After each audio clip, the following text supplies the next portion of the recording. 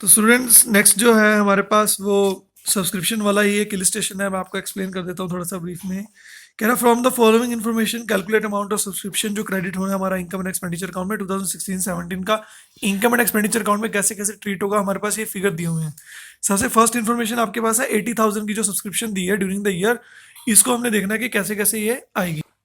तो 80,000 की जो सब्सक्रिप्शन है उसे हम लिखते हैं बाय सब्सक्रिप्शन 80,000। नेक्स्ट देखते हैं, उसने बोला है कि सब्सक्रिप्शन आउटस्टैंडिंग है। अब बेटा ये डेट दे दी, कह रहा है इस दिन 26,000 जो है आउटस्टैंडिंग है, ठीक। उसके बाद इस डेट की दे दी, ये बेटा बिगिनिंग वाली है, ये तो ऐड करते हैं हम, है ना। ये आउटस्टैंडिंग एंड वाली है, इसको हम लेस करते हैं। सब्सक्रिप्शन रिसीव्ड इन एडवांस, ये बिगिनिंग वाली है, इसको हम ऐड करेंगे। ये एंड वाली है, इसको हम लेस करेंगे। ये तो चलो सिंपल है क्वेश्चन। अगर ये लाइन ना लिखी होती फिर तो आप भी कर लेते हैं ना आसानी से, अभी भी कर लोगे आप। Subscription of 2,000 are still in arrear, arrear होता है बेटा आउटस्टैंडिंग, ड्यू अब तक। कौन से वाली है, अब यहाँ पे डेट नहीं दी, यहाँ पे पूरा ईयर दे दिया 2015-16। ये जो है हमारे लिए प्रीवियस ईयर है, क्योंकि हम इस ईयर का बना रहे हैं तो हमारे लिए प्रीवियस ईयर होता है, ठीक है। अब उसने क्या बोला कि सब्सक्रिप्शन आउटस्टैंडिंग जो है इस डेट को, हमारे लिए ये बिगिनिंग है, बिगिनिंग हमारे लिए ये बिगिनिंग है। बिगिनिंग हमने लेस करना होता है, एंड आपने ऐड करना होता है, ठीक है। मैंने उल्टा लिखवा दिया आपको, सॉरी। बिगिनिंग लेस होता है, एंड आपका ऐड होता है। अब ये उसने बोला कि 26,000 है, लेकिन उसने एक चीज और बोल दी कि 2,000 जो है ना पिछले साल की है, तो हम 26,000 थोड़ी लेंगे बेटा। हमारे लिए तो जो आउटस्टैंडिंग होगी लास्ट ईयर की रिलेटेड टू प्रीवियस ईयर जो है वो तो 24,000 ही होगी, क्योंकि 2,000 तो लास्ट वाली है ना। रिलेटेड जो है सब्सक्रिप्शन जो रिसीव हुई हमें आउटस्टैंडिंग, पिछले साल की आउटस्टैंडिंग 2016 की, लेस करते हैं हमेशा आउटस्टैंडिंग पिछले साल की, 26,000 माइनस 2,000, क्योंकि 2,000 तो अब तक मिले नहीं है, वो तो स्टिल ड्यू है, उसको तो हम लिख ही नहीं सकते इसके अंदर। तो 56,000 आपका आ जाएगा, सब्सक्रिप्शन आपको मिली। दोबारा देखो, 2,000 still in arrear for the year, पिछले साल का, इस साल से पिछले साल का, 2015 से 16 का, वो अब तक नहीं मिला, इस ईयर तक नहीं मिला। तो इट मीन 26,000 अगर आउटस्टैंडिंग बोल रहे हो, इस डेट को बोल रहे हो 31 मार्च को लास्ट ईयर, उसमें तो 2,000 अलग है जो अब तक मिले ही नहीं, तो उसको हम लेस कर देंगे। ऐड होती है outstanding subscription at the end. तो यहाँ पे 2016-17 की आउटस्टैंडिंग हमें देखनी है, क्योंकि ये अगर डेट हमने इस डेट पर निकाल रहे हैं तो इस डेट की ही देखनी है। तो एट द एंड में बेटा आपको जो क्वेश्चन में दी हुई है ना वो 6,000 है। ये देखो, ये 6,000 ऐड होने चाहिए थे, लेकिन अगर ये लाइन ना लिखी होती तो 6,000 पूरे ऐड करते। तो अब ये बोला कि 2,000 तो अब तक नहीं मिली, स्टिल आज की डेट तक नहीं मिली जो पिछले साल की थी। तो फिर इसका मतलब ये है कि 4,000 तो जो है वो आउटस्टैंडिंग है ना, 2,000 तो मिल ही नहीं रही ना, तो इसको हम कैलकुलेट क्यों करेंगे। 2,000 ऊपर भी लेस होगा, 2,000 यहाँ पे भी लेस होगा, ये पॉइंट आपको याद रखना पड़ेगा। 60,000 आपकी आ जाएगी। फिर आगे वही सेम ट्रीटमेंट, इसमें हम ऐड करेंगे received in advance previous year की, यानी जो बिगिनिंग में दी हुई है 31 मार्च 2016 की आएगी, ये वाली जो मैंने ऐड का साइन लगाया। 15,000 आप ऐड कर दो इसमें, ये आपकी आएगी 75,000। और लेस करेंगे सब्सक्रिप्शन रिसीव्ड इन एडवांस 31 मार्च 2017 की, यानी कि ये वाली एट द एंड वाली, क्योंकि वो नेक्स्ट ईयर के लिए होती है, तो वो लेस कर देंगे हम। 65,000 आपका आ गया। तो ये चीज़ आपको याद रखनी है, स्टील एरियर वाली दोनों में से माइनस हो जाएगी। नेक्स्ट हम इसका सब्सक्रिप्शन अकाउंट बना के भी दिखाएंगे आपको। जैसे बेटा एक एग्जाम्पल है हमारे पास कि एक क्लब है जिसके पास 250 मेंबर्स हैं, और हर मेंबर जो है ना 1,000 रुपीज़ देता है। मान लो एक एग्जांपल है, 250 मेंबर है, अगर हर मेंबर जो है 1,000 देगा तो आपका जो है 2,50,000 टोटल पैसा आपका आना चाहिए फर्म के अंदर, ठीक है, उस ऑर्गेनाइजेशन के अंदर, उस एनपीओ के अंदर। The receipt and payment account कह रहा है 2,65,000 शो कर रहा है, पहले से दिया हुआ है कि इतना हमारे पास बैलेंस है, ठीक। The following additional information is provided, इसमें एडिशनल इन्फॉर्मेशन बोलिए। अब देखो, इसमें जो डेट है ना बेटा, इसमें जो नॉर्मल डेट है ना वो है 31 मार्च 2019 की, जो हमें बनानी है, ये डेट पे हमने अकाउंट बनाना है, ठीक है। एडिशनल इन्फॉर्मेशन बोली है कि लास्ट ईयर की सब्सक्रिप्शन आउटस्टैंडिंग है, लास्ट ईयर वाली हम जो है लेस करते हैं। एडवांस जो है करंट ईयर की, ठीक है, करंट ईयर की एडवांस जो है वो लेस करते हैं, ये उल्टा लिखा हुआ है इसने। और जो प्रीवियस ईयर की एडवांस होती है उसको हम ऐड करते हैं। चलो ये तो हम देखेंगे फिर जो जब क्वेश्चन करेंगे। अगर हम इसको सिंपली करें बेटा तो 2,65,000 है, ठीक है। इसमें बेटा हम आउटस्टैंडिंग लास्ट ईयर वाली लेस कर देते हैं, है ना।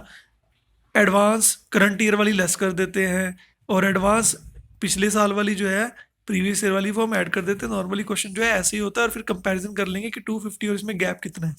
नॉर्मली मैं दोनों दोनों मेथड से आपको करके दिखाऊंगा इसमें। पहले हम ना अकाउंट बनाना सीखते हैं इसका। एक चीज़ याद रखना, जब हम सब्सक्रिप्शन अकाउंट बनाते हैं ना बेटा, तो हमारा जो एसेट होता है वो यहाँ पे आता है, to balance brought down. Asset हमारा कौन सा होता है? आउटस्टैंडिंग।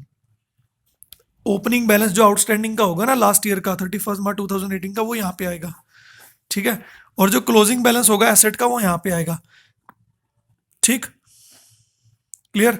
ऐसे ही एडवांस हमारी लाइबिलिटी होती है, तो लाइबिलिटी हमेशा क्रेडिट से स्टार्ट होता है अकाउंट जब भी बनाते हैं हम लाइबिलिटी का अकाउंट। तो बाय बैलेंस ब्रॉट डाउन जो एडवांस पिछले साल का है वो हम लिखते हैं सेम एज इट इज, जो हमें क्वेश्चन में दिया होगा। इस क्वेश्चन में दिया है 12,000 रुपीज़, तो मैंने लिख दिया, ये क्वेश्चन में दिया हुआ मैंने लिख दिया बेटा।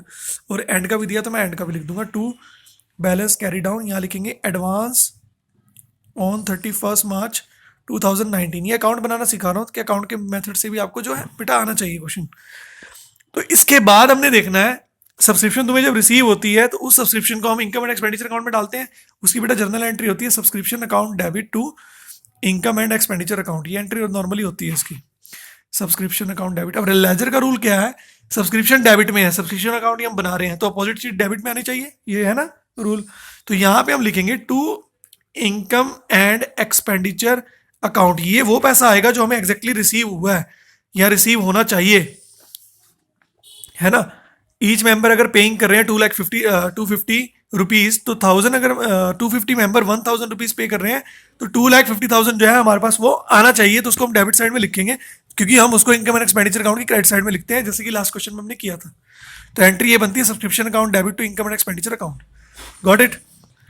अब बेटा क्वेश्चन के अंदर देखो क्या दिया हुआ है। आउटस्टैंडिंग उसने 40,000 बोला है, बिगिनिंग वाली आउटस्टैंडिंग दे दी, एडवांस वाली दे दी, एंड वाली दे दी, ये दे दिया। तो जो बैलेंसिंग फिगर आएगा ना, वो बैलेंसिंग फिगर जो यहां पे आएगा उसे हम बोलते हैं balancing figure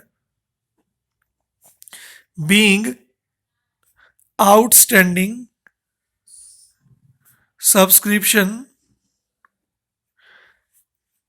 31 March. At the end वाली निकल जाएगी क्योंकि ये साइड ज्यादा, ये साइड कम है। तो ये आपका आ रहा है 3,20,000, 3,20,000, ठीक। अब एक चीज और होती है बेटा इसमें, जो हमारे पास रिसीट एंड पेमेंट अकाउंट वाला बैलेंस होता है ना, उसको हम यहां लिखते हैं, हमेशा यही लिखेंगे क्रेडिट साइड में सब्सक्रिप्शन अकाउंट में। ये हमें ऑलरेडी क्वेश्चन में 2,65,000 दिया था, अब भी ये साइड ज्यादा ही आ रही है, तो यहाँ पे जो बैलेंस आएगा वो 43,000 आएगा। ये आपकी बनेगी subscription outstanding at the end, यही हमें क्वेश्चन में निकालना था। दोबारा देखो बेटा, सबसे आउटस्टैंडिंग जो लास्ट ईयर की होती है वो यहाँ पे आती है, करंट ईयर की एट द एंड की यहाँ आती है, ये हमें देनी थी, हमने निकाली है। एडवांस जो है पिछले साल की यहाँ पे आएगी क्रेडिट, क्योंकि लाइबिलिटी है, और इस साल की यहाँ पे आएगी। जो इनकम एंड एक्सपेंडिचर अकाउंट का बैलेंस होना चाहिए, यानी कि 250 मेंबर के हिसाब से जो होने चाहिए पैसे, वो यहाँ पे आते हैं डेबिट में। जो हमें ऑलरेडी दिया हुआ है लाइबिलिटी एक तरह से, वो यहाँ पे आता है क्रेडिट में। तो बैलेंसिंग फिगर हमने निकाल लिया। दूसरा इसका अल्टरनेट मेथड ये होता है कि जितना आपको रिसीव हुआ उससे लेके चलो, जो आपको रिसीव हुआ है, जो आपको क्वेश्चन में दिया हुआ है subscription receive during the year,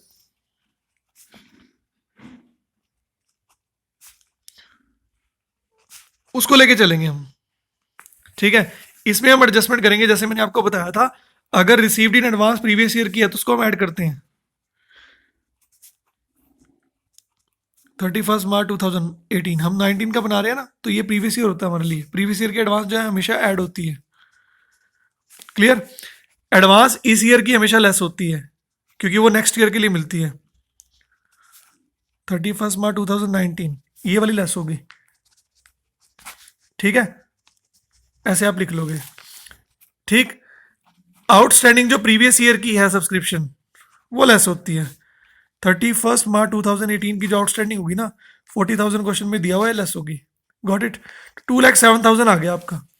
इसको अपने कंपैरिजन करना है कि टोटल सब्सक्रिप्शन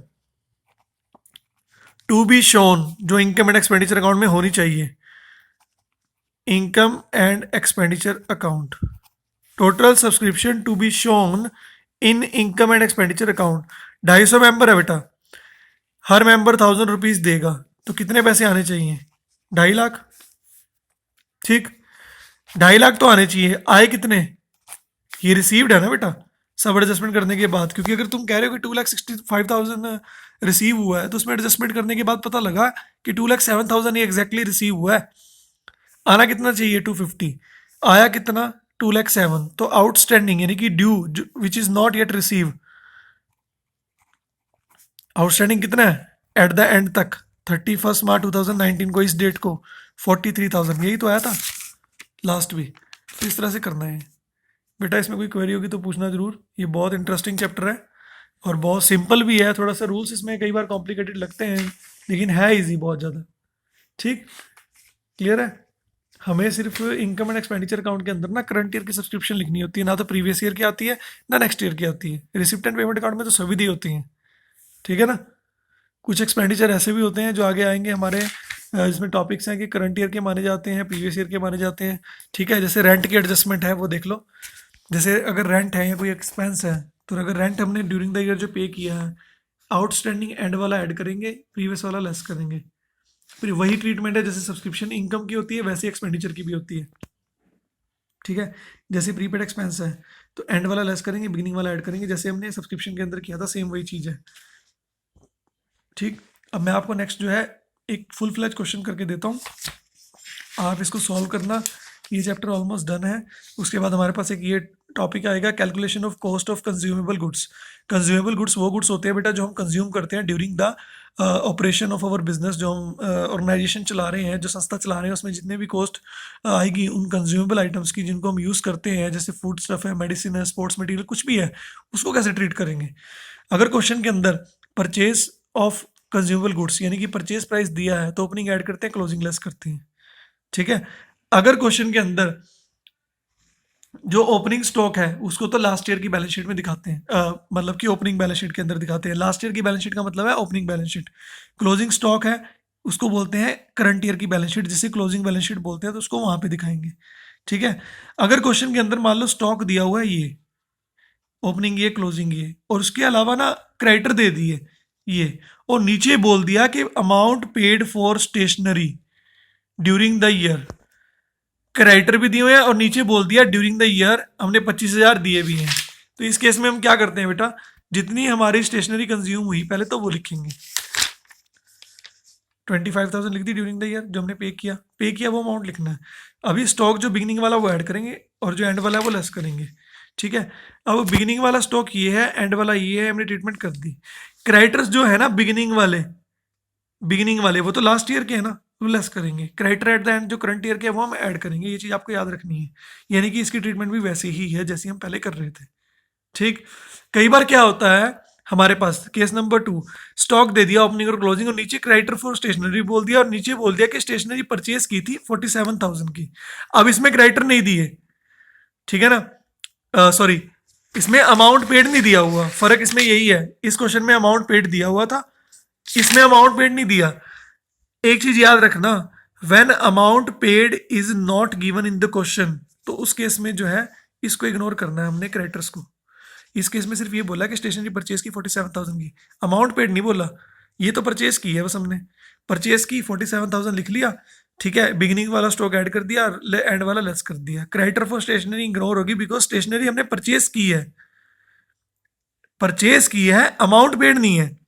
दोनों में फर्क है, याद रखना, छोटा सा फर्क है। देखो अमाउंट पेड नहीं है, इट मीन हम देंगे कभी इन फ्यूचर में, तो इसलिए हमने क्रेडिटर को इग्नोर करना है इसके अंदर। स्टेशनरी परचेज की वैल्यू जो है तब, अगर अमाउंट पेड दिया हो फिर इनको भी लेना है। बिगिनिंग वाला जो है लेस करते हैं, एंड वाला जो है ऐड करते हैं। तो ये करके देख लेना, इलिस्ट्रेशन ट्राई कर लेना, इजी है बहुत, कोई प्रॉब्लम वाली बात नहीं है इसमें। एक बार ट्राई करो बेटा आप। Thank you so much.